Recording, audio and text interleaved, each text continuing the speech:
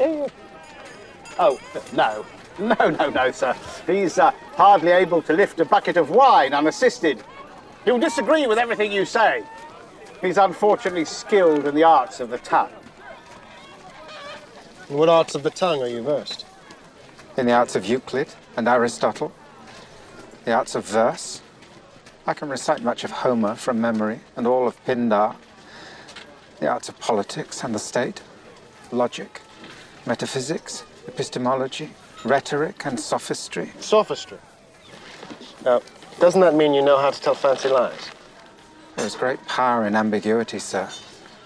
But not all men use advantages to wicked ends. Are you experienced teaching the young? Yes. I'd much prefer it to teaching the old. Why is that? Because they exhibit more wisdom.